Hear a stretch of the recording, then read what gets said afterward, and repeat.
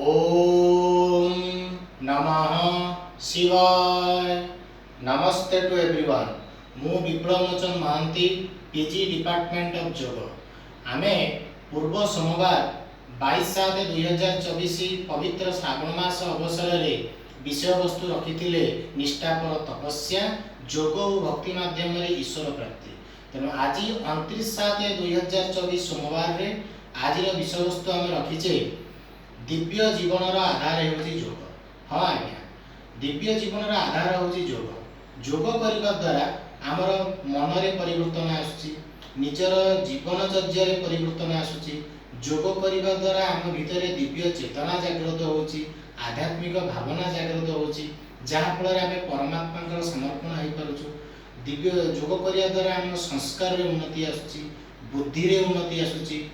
तेणु से आम कहीचु दिव्य चेतनार दिव्य जीवन आधार होची योग। आम प्रति जीवनचर्या उपरे योगर प्रभाव निश्चित अच्छी। तेणु योग करने द्वारा आमर शारीरिक मानसिक उपरे परिवर्तन आसुची।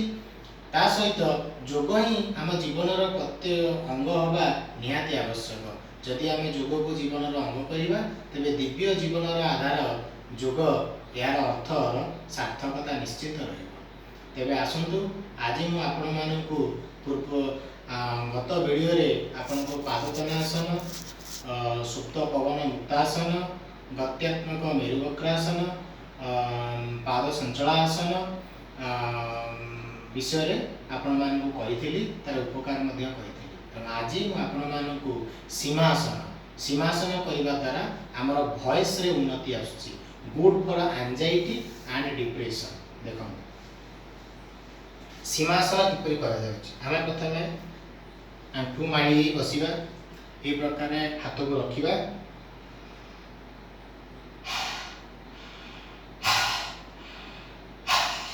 यह करिबा द्वारा हमर स्वर रे परिवर्तन आसुछि।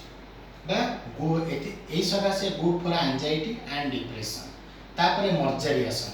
मर्जारी आसन माने एई प्रकार आमे करिबा। एंडिया रहिबा। तापरे एई प्रकार रे स्पाइन को फ्लेक्सिबिलिटी करिबा। यह करिबा द्वारा हमर स्पाइन फ्लेक्सिबिलिटी होते। आ एई आसनटा विशेष करी प्रेग्नेंट लेडी को पई विशेष फलप्रद होते। तले एबे आसन म आपन मन देखौची शशांक आसन। शशांक आसन किपरि करिया? वज्रासन पोज रे बसिबा, दी हाथ को ऊपर उठेबा, सॉरी निश्वास नबा, दी हाथ को ऊपर उठेबा, निश्वास छाड़ीबा,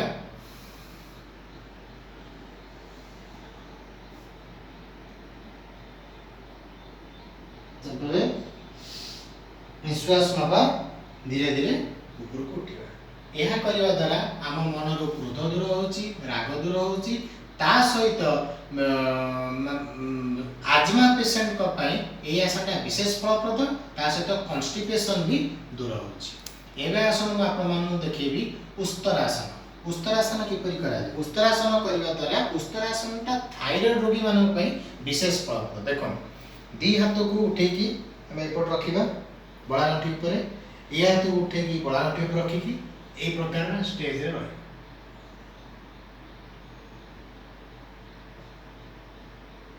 एटा हमें उस्तरासन कहते। यह थायराइड रोगी मानन पई विशेष फलप्रद होइते। तने एबे आसन आपण मन देखौची शवासन। शवासन किपरि? पिठी माडी रिलैक्स रे पिठी माडी सोई पड़िबा। बॉडी को पूरा मुंडरू गोड़ठू मुंड पर्यंत बॉडी को रिलैक्स रखिबा। निश्वास प्रश्वास नॉर्मली चालू रहिबो, आखि बंद रहिबो। तापरे हमें उठिकी बसी पड़िबा। यह करिया द्वारा हाई ब्लड प्रेशर जो मनकर अछि दूर होइते। एबे आसन आपको मकरासन देखौछि। मकरासन किपरि? हमें पेट माड़ी की सोइबा, ए प्रकार हाथ को थोड़ी पाखे रखिबा, ए गोड़ को दी गोड़ को हमें एही परि भाबरे मूवमेंट करिबा। यह करिबा द्वारा हाई ब्लड प्रेशर दूर होइते। ता सहित सर्विकल स्पॉन्डिलोसिस थिले भी दूर होता है। तेणु आज मु आपण मानकु जहाँ सब आसन देखली ता उपकार मध्य कहली आपण या प्रतिदिन अभ्यास करंतु आर उपकार आपण निश्चिंत पाई परिबे। मोर आपण मानक अनुरोध योग करंतु निरोग रुहंतु। हरि ओम तत्सत।